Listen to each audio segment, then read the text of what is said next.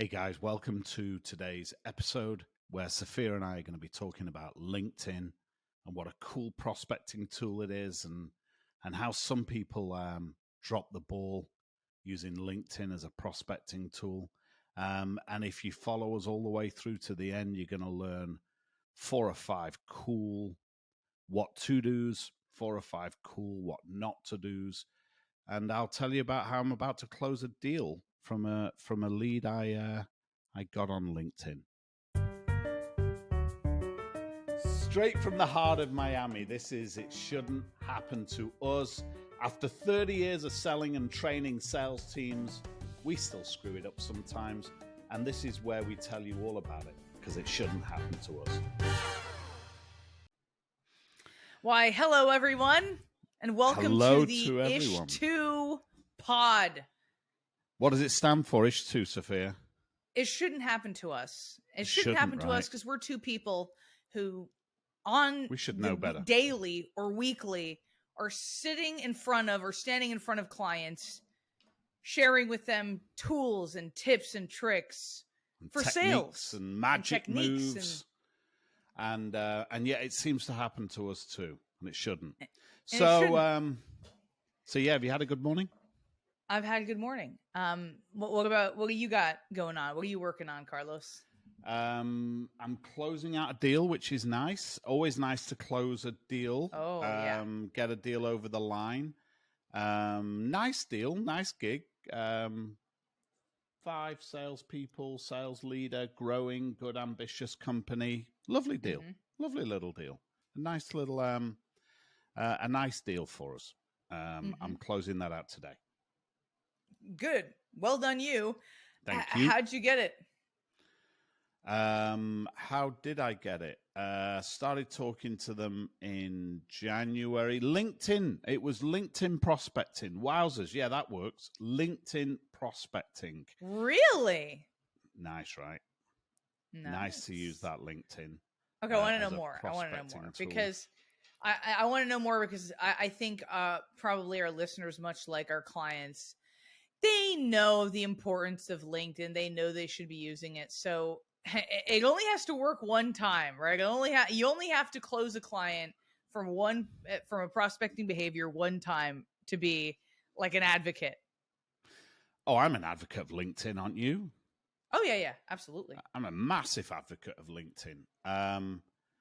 But I have to get it. I have some sympathy with some of our clients. Some of our clients will tell us, you've had how many times do they sit in front of you and say, well, my clients aren't really on, my prospects aren't really on LinkedIn. And you know what? Sometimes they're right. Sure. But it is rare these days that you find someone who isn't on LinkedIn. I mean, now for some of our clients have got those uber wealthy targets, like our Northrop and Johnsons and the private aviation folk that we work with. Those guys, you know what? I'm going to guess 50% of their prospects are not on LinkedIn. I'll buy that. In which case, not a good strategy to use your LinkedIn. Well, it's still actually a reasonable strategy for the other 50%, but I get it.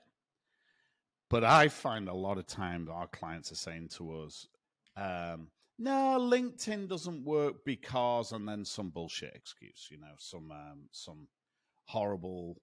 I legitimately had a client sitting. Now, granted, this was about 6 years ago, but they sell to doctors. So the doctor's on LinkedIn. I promise the doctor's on LinkedIn, and they legitimately said to me, "Ooh, with the little face, ooh, I'd feel like a stalker looking somebody up on LinkedIn." I'm like, oh, sales is the wrong game for you. You'd feel like a stalker looking on LinkedIn, opening up a conversation with somebody. That is bonkers. I'd feel like a stalker looking on LinkedIn at somebody. Yeah, I mean, if you're sitting outside of someone's house and then maybe you're a stalker, that they up a tree check the mail with a twice camera. a week. Yeah, Right. If they check the mail twice a week. If you're going through the trash, you're a stalker. You're like, oh, if you're on vegan. LinkedIn, yeah. If you're on LinkedIn, checking out, figuring out if there's a way to open a conversation that way. That's a sales guy. That ain't a stalker. So, Right. So what did I do? It was a cool, just a cool approach. It was a buddy of mine. What I noticed was one of our clients, Mark, was, well, I'm tempted to say was connected to somebody who looked like a good prospect, but we all know that a LinkedIn connection can be meaningless. What caught my attention was Mark was commenting on this guy's post, right? That's what caught my attention.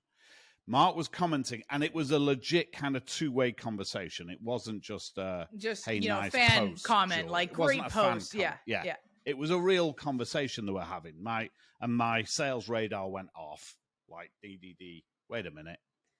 This is a kind of a nice introduction for me. And so I called Mark up, said, "Hey, Mark. Mark, you'll know what I did now when you watch this podcast. But the move at that point is, hey, Mark, was checking out your LinkedIn. I don't know how well you know, and I won't say the client's name. Let's call him George. I don't know how well you know George. Do you know him well enough to make an introduction?" Now, this is a little stretch, because I knew from the two-way conversation that he probably knew George pretty well. Mark says to me, as it always happens, "Amazing. I was just talking to George the other day. We were doing a little LinkedIn chat, and I was like, wowzers. Okay, so you know him well enough for an introduction. Why didn't I think of it, Carlos? He's exactly the kind of guy you should be connected to." And that turned into a connection, which turned into a conversation, which then you book a discovery call. So, and then one domino hits the next domino, and before you know it, you've got a contract coming over the line. So,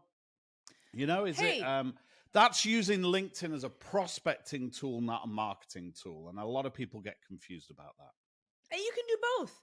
And you know what? If it feels like stalking, if you're on a mission to meet people that you can help who don't know you exist, perhaps that will give you a different lens that doesn't feel like you're stalking and more like you're on that mission. And LinkedIn is one of those tools to help you on that mission. 100%, of course it is. I 100%. Now, so a couple of mistakes that I think people make. Number one mistake is they think it's a marketing tool. You know what? I'm not a marketing guy. I'm sure the marketeers know how to use LinkedIn. I'll tell you who's using LinkedIn well. Steve and those Velocity guys. They use it, but I think they've outsourced that to an agency. I think they've got an agency working LinkedIn for them. Really nice thought leadership. It's a great place for that really nice thought leadership. But don't fool yourself into thinking you're prospecting, because you're not.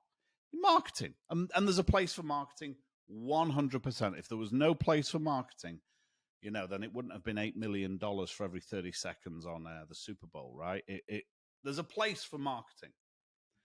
But the second big one, oh my God, the second big mistake is people send a bot to do a human's work, right? They get these bots, and we've seen that happen, right? How many times have you got one of those bot every day, requests? Multiple a day. Every day, multiple a day. And I ignore them. I don't read the message. I just straight up ignore it. You don't. How do you know it's a bot? How do you know it's a bot? Well, because it's useful for our viewers and listeners to know what to avoid. How do you know it's a bot?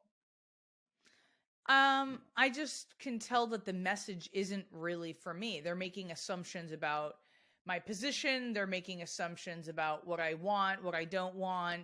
They're offering me something right off the bat. They're giving me a very high stakes offer, which is a 30-minute meeting. Like, every day I look at my calendar and I'm like, what can I take off my calendar? A 30-minute meeting with a complete stranger who has built zero rapport with me. I have no idea what they're selling me. That is a high stakes offer. So stop trying to offer people 30-minute meetings in the first message, maybe. Do you know what? And there will be people listening to you say that, thinking, "Oh, that doesn't happen in the real world, does it?" Every day, and I'm looking now. I've just while you were talking, I just opened up my messages on LinkedIn on my iPad here. I've got hundreds of them in the last year, legitimately hundreds, where somebody sent me a connection request saying, "Hey, we should connect. We're both in Miami," or "Hey, we should connect. We're both the cool folk," or whatever. And I'll look at them and think, I'll give this guy a shot. Boom, right? And I hit connect. And then out of nowhere, within, and you know it's a bot doing it, when within 30 seconds, you then get a, "Hey, Carlos, thanks for connecting. Let me know if I can be of any help." But it's in like 30 seconds. I was like, what? I hit connect the moment when you just happened to be looking at your LinkedIn. Doubt it. Yeah. And then, so I'm looking at this one here now. Feb 4th, Feb 6th, Feb 8th. Feb 4, Feb 6, Feb 8. Boom, boom, boom. In an effort to bring value to my connections, I'm reaching out to see if you might be in need of a virtual assistant to help with day-to-day tasks. Really? Come on. It's been 4 days since we got connected. This is ridiculous. And that's one of, honestly, hundreds. And, you know, sometimes I find their follow-up is kind of like abrasive. It'll be like, "Hey, checking up on my last message," or "Hey, worried you haven't responded to my last message." And I'm like, who the hell are you? Like, I'm like, it's right. Sometimes their follow-up, the language they use is like record scratch, like, all right, bot, someone needs to edit this second sequence here. This is not good. Yeah. Not landing well. How about not treating me like I married you and I forgot about it, right? Like, they'll scold you. They'll scold you for not, like, for not replying to this any rapport message that could have been built is out the window. You're starting at -10 here. So mistake number one is thinking it's a marketing tool, not a prospecting tool. It is a marketing tool, but it's also a prospecting tool. Mistake number two, sending a bot to do human work. Horrible.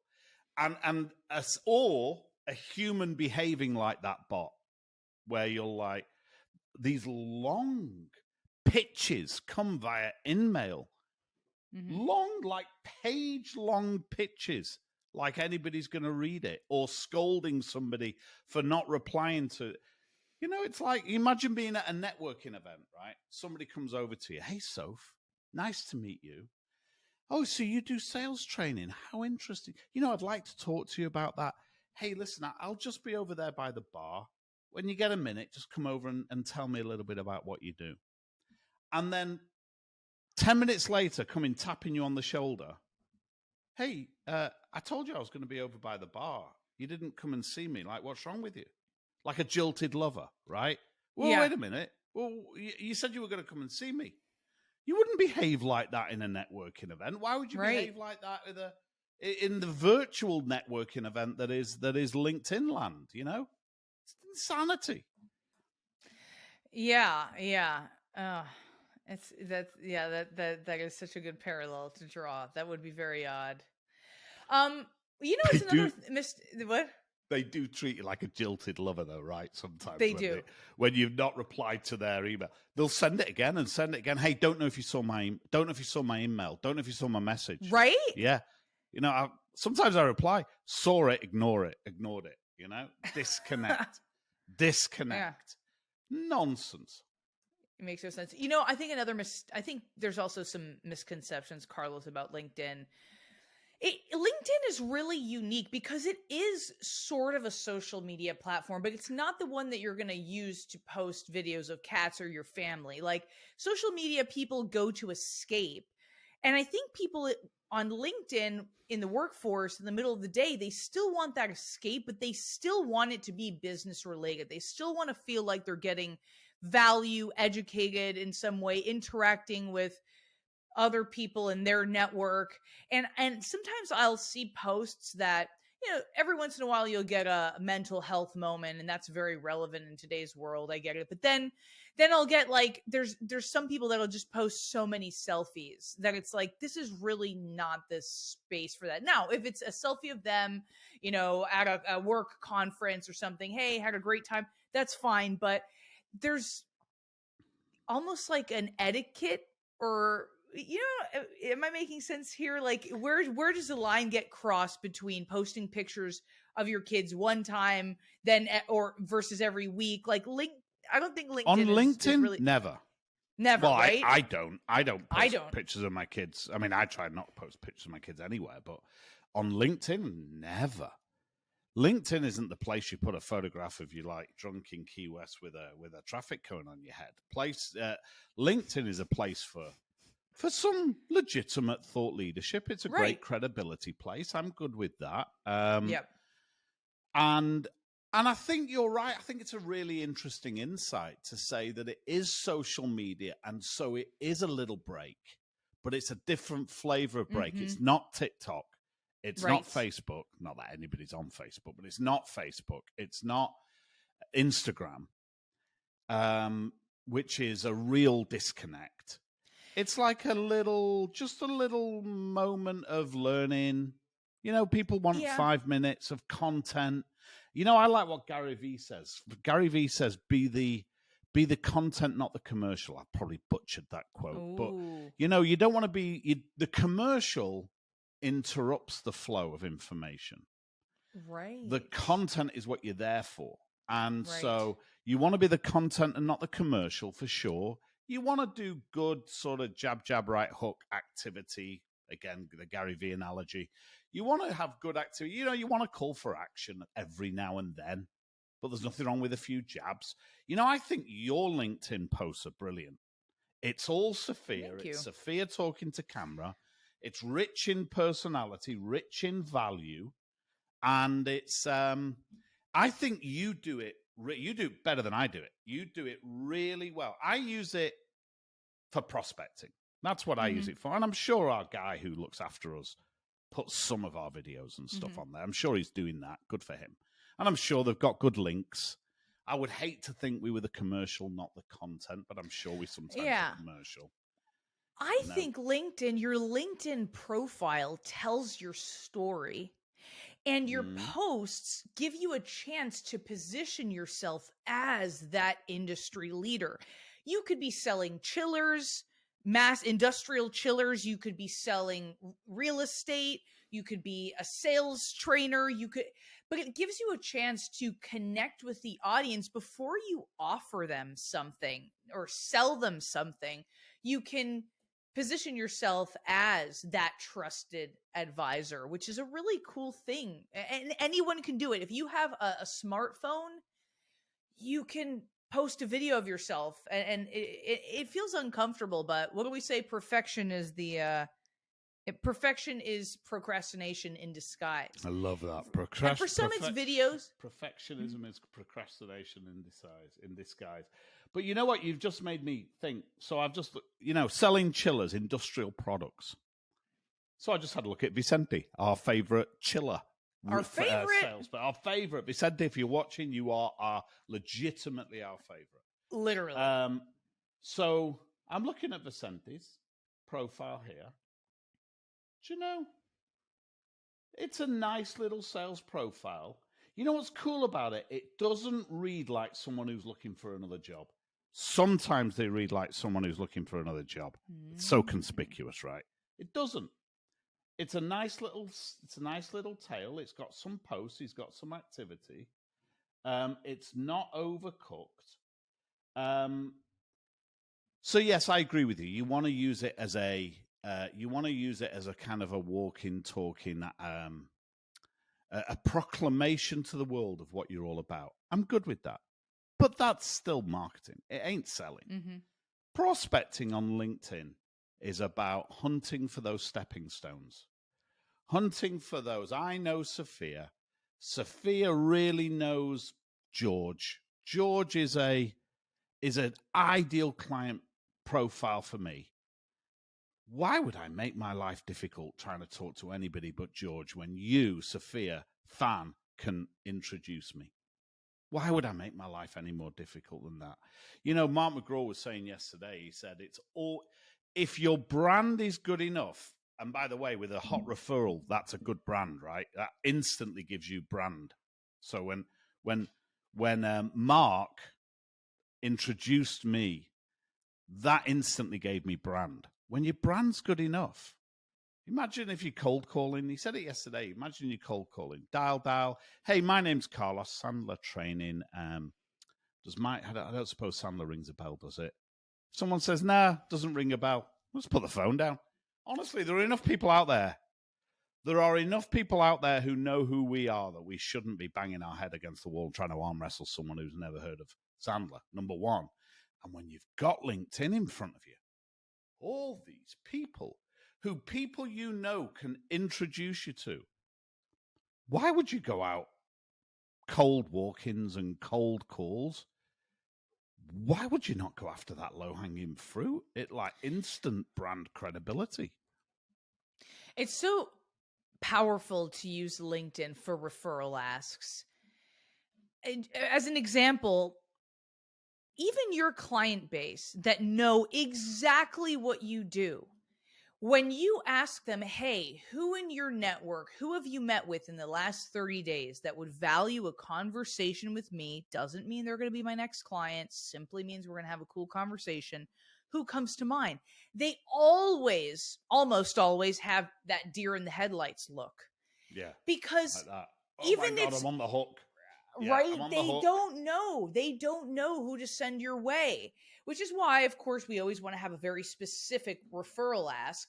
But if we can go into someone's LinkedIn endorsements, recommendations, tootle around the magic move, tootle around their activity, who they've been interacting with on LinkedIn lately. And why do we want to go to those spots? Well, because they might have 500 plus connections on LinkedIn. And I don't know about you, but I don't know most of my LinkedIn connections. They're more likely to know somebody who gave them a recommendation or an endorsement or they interacted with. Picking 3 people and letting them know, hey, I did lurk you before today's meeting. And I found 3 people that might just say What's wrong with that? Why not call it exactly what it is? No worries about that at all. I find people are actually kind of flattered when I say that. Yeah. What about that? Yeah. How powerful is it to say, hey, I did lurk you a little bit before we met today, and I found 3 people that would be great introductions for me. Maybe only one of them you're comfortable introducing me to. Can we whiz through those 3 contacts? People always say yes. And I always get at least one introduction. Now, you got to be steely 100%. About it, right? You got to let them know how the introduction's going to go down. And you've got to have that templated, here's how to introduce me and make it easy. Mm-hmm. But do you know, sometimes I think I notice it with our clients, and sometimes we can fall into this trap of feeling very, at the winds. We're buffeted by the winds of fate. It's like, well, what happens. What is it Jim Rohn said? The same wind besets us all. What determines the destination is not the direction of the wind, but the set of the sail. So we can set the sail, right? Economy's down. I promise you, it ain't so down that there aren't 10 people that'd love a conversation with you. You just got to find them, right? It's so I just had a look at my LinkedIn profile. 3,800 people I'm connected to. Oh no, that's followers. I don't know how many connections I've got. That's followers. Go to people. I don't know. Network. I've got a load. I think it's about 3,000 or 4,000 connections. 4,000 connections. I don't know many of them. But when I see one of my buddies post something, I usually hit a like or a, hey, how you doing? I haven't seen you for a while. And we even teach our clients this. And our clients don't come and have a look at our LinkedIn profile and say, hey, can you introduce me to this guy or that guy? It's like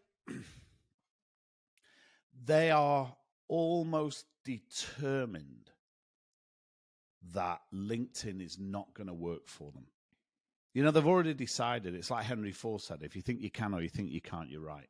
If you think LinkedIn's a good place to prospect or you think it's a bad place to prospect, you're right. Guess what? Right. I had decided that dating apps I was not going to find someone on a dating app, and I didn't. And then the moment I decided that I was going to find someone on a dating app, I did. You did. You're right. Same tool. You were right. Same tool. Same tool. Different energy brought to it. Bring that energy. So I suppose the message for our audience and for us to remind ourselves, LinkedIn's a great place to prospect. But let's not confuse marketing with prospecting, right? Let's be ready to find those stepping stones. Let's look for those opportunities, those stepping stones that are going to get us to our ideal client profile in a real nice, warm way. And let's not get one person let's not let one person who doesn't want to introduce us be the proof point as to why we shouldn't use LinkedIn for prospecting, which is what so many people do. We'll kind of ignore the 5 deals we did get, and we'll let the one guy who didn't want it or didn't follow through on the introduction prove that it's a bad, it's a bad technique.